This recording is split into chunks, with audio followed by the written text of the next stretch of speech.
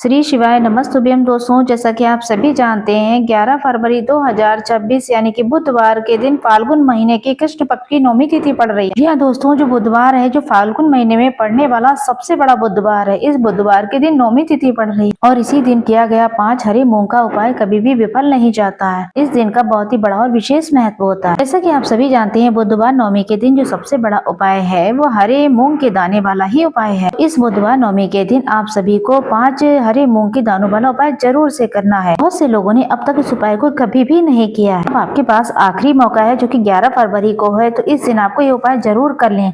भले ही आपने पूरे साल इस उपाय को नहीं किया है, फाल्गुन महीने की नौमी तिथि के दिन इस उपाय को कर लिया तो आपको इस उपाय को करने का वो फल मिलेगा जिसका आपने कभी कल्पना नहीं की होगी, ताकि आपके हाथ से ये मौका न जा सके और आपको इस उपाय को करने का फल मिल सके। बुधवार का ये फाल्गुन महीने का जो नौमी तिथि का दिन है बहुत ही खास होता है। आपने देखा हो कई बार बड़े बड़े पूजा पाठ अनुष्ठान से जो मनोकामनाएं पूर्ण नहीं होती हैं, वो फाल्गुन महीने के छोटे से दिन छोटा सा उपाय कर लेने से मनोकामनाएं पूर्ण हो जाती हैं और बहुत सारे लोगों ने इस उपाय को किया है, उनको उसकी आपकी फल की प्राप्ति भी हुई। अगर आप सब भी इस उपाय को करना चाहते हैं तो इस उपाय को अच्छे समझ लें, सुन लें, उसके बाद ही इस उपाय को करें। इस उपाय को करने से पहले ये जान लें आपके घर में कोई भी समस्या चल रही हो, किसी भी तरीके से हो, उसका आपका कारण भी नहीं पता, या फिर ये समस्या हमारे घर में किस कारण से चल रही है, उसका कोई भी कारण हो सकता है। किसी तरीके का पितृ दोष हो सकता है या फिर मंगल दोष हो सकता है, तो बिना संकोच करे ही इस दिन इस उपाय को आप कर लें। देखिए इस उपाय को करने के लिए घर में कोई बड़ी माता बहनें हैं, उनमें से कोई एक कर सकता है इस उपाय को। अगर आप चाहें तो घर के सभी सदस्य भी इस उपाय को कर सकते हैं। अगर किसी व्यक्ति की खुद की कोई मनोकामना, खुद का उसका कोई दुख और परेशानी है, वो सिर्फ अपने लिए करना चाहता है तो वो खुद अपने लिए भी कर सकता है। बाकी घर में अगर कोई ऐसा है जो पूरे परिवार की सुख शांति के लिए करना चाहता है तो वो कर सकता है, इसमें कोई दिक्कत की बात नहीं है। कहने का मतलब है इस उपाय को घर का हर एक सदस्य भी कर सकता है। ये उपाय जो है आप कोशिश करें सुबह के समय करें, लेकिन किसी कारणवश अगर आप इस सुबह को उपाय नहीं कर पाते हैं, कहीं जाना आना है,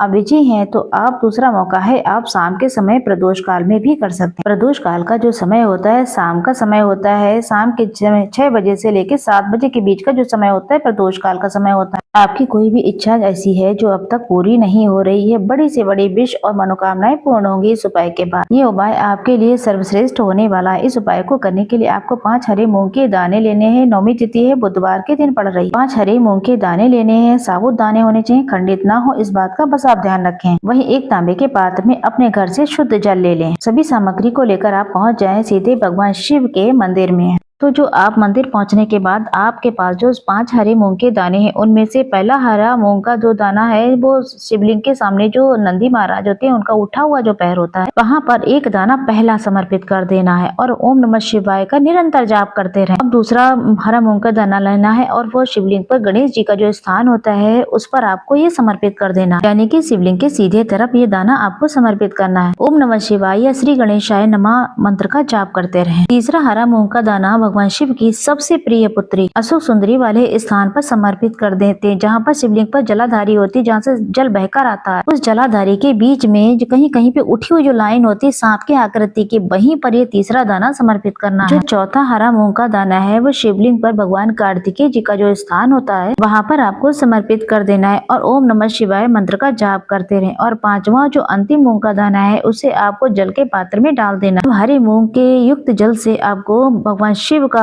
अभिषेक करना है। जल आपको एक पतली धार के साथ धीरे धीरे शिवलिंग पर समर्पित करना है। शिव महापुराण का सबसे मूल मंत्र श्री शिवाय नमस्तुभ्यम ओम नमः शिवाय का जाप करते रहे। अगर ये उपाय आप अपने बच्चे के लिए कर रहे हैं, उसकी अच्छे स्वास्थ्य के लिए कर रहे हैं, तो आपको जो भी है दिक्कत परेशानी या व्यापार में वृद्धि के लिए आप कर रहे हैं, तो आप उसकी कामना करें। यहाँ पर भगवान से अपनी बात रखें सामने उनके। जिस भी कामना के तहत इस उपाय को कर रहे हैं तो आपको उसे परिपूर्ण करने के लिए महादेव से हाथ जोड़कर प्रार्थना करनी है। उसके बाद घर वापस आ जाएं। गुरु जी ने कहा है कि जो भी इस उपाय को कर लेता है तो यकीन मानिए आपके जीवन में जो भी संकट कष्ट बाधाएं हैं दूर हो जाएंगी। दोस्तों अब हम जानेंगे अपने अगले उपाय के बारे में। ये उपाय उन लोगों को करना है जिनका व्यापार बिल्कुल भी नहीं चल रहा है, जिनके घर में धन की परेशानी बहुत ज्यादा है, या फिर जिनका बुध बहुत कमजोर अवस्था में है, उनको जरूर करना चाहिए इस उपाय को। इस उपाय को करने के लिए आपको एक बेलपत्र लेनी है। बेलपत्र कहीं से भी खंडित नहीं होनी चाहिए। बेलपत्र अगर प्राप्त नहीं हो पाती है तो भगवान शिवलिंग पर चढ़ी हुई एक बेलपत्र ले लें, उसे धो लें और उसे इस्तेमाल करें। एक उसके साथ में एक हरा मूंग लेना है, साबुत लेना है, खंडित नहीं होना चाहिए। वहीं एक तांबे के पात्र में एक शुद्ध लोटा जल ले लें। ये सारी चीजें लेकर आप पहुंच जाएं भगवान शिव जी के मंदिर में। ये उपाय सुबह से शाम तक आप किसी भी समय कर सकते हैं। सबसे पहले आपके पास जो एक बेलपत्र है,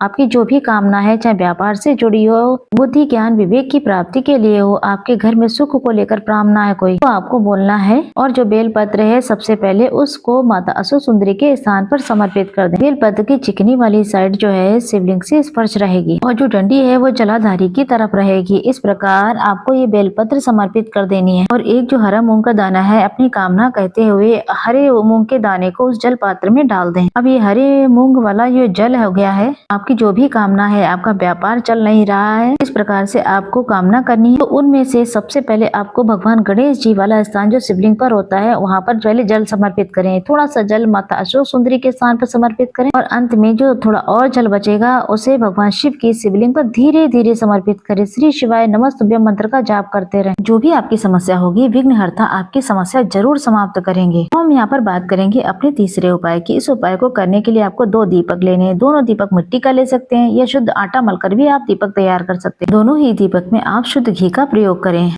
एक दीपक के अंदर आपको गोल बाती लगानी है, दूसरे के अंदर आपको लंबी बाती लगानी है। 2 दीपक वाला ये चमत्कारी जो उपाय है ये रात्रि में ही आप करेंगे। यहाँ पर 11 काले तिल के दाने लेने हैं। आपको मात्र 1 चुटकी हल्दी लेनी है। ये सारी चीजें लेकर के आप चले जाएं रात्रि के समय अपने घर में ही, जहाँ पर तुलसी जी का पौधा लगा है। आपके पास जो गोल बाती का दीपक है उसे तुलसी जी के सामने प्रज्वलित कर दें। दीपक प्रज्वलित करते समय ओम नमः भगवते वासुदेवाय मंत्र का जाप करें। तो 11 काले तिल के दाने लें, उन्होंने आपको हाथ में रखने हैं। आपने जो गोल बाती वाला दीपक प्रज्वलित किया है माता तुलसी जी के समीप, उसके बाद जो दाने आपने हथेली पे रखे हैं तिल के, उसे जो है दीपक के ऊपर से 11 बार आपको घुमाना। अपना नाम गोत्र बोलना है, अपनी समस्या बोलनी है। उसके बाद जलते हुए दीपक में ये काले तिल डाल दें। जैसा कि आपको पता है काले तिल भगवान विष्णु के पसीने से उत्पन्न हुए हैं। जब भी ये दीपक हम बुधवार की रात्रि में प्रज्वलित करते हैं तो इससे हमें कर्जे में राहत मिलती है, हमें धन प्राप्ति के नए नए मार्ग को खुल जाते हैं, कोई कार्य रुका है परिपूर्ण हो जाता है। और जो लंबी बाती वाला दीपक है और 1 चुटकी हल्दी है, उसे आप अपने घर के मंदिर में दीपक को प्रज्वलित करें। ओम महालक्ष्मी नमः का जाप करते रहें और आपके पास जो 1 चुटकी हल्दी है उसे सीधे हाथ पे रखना है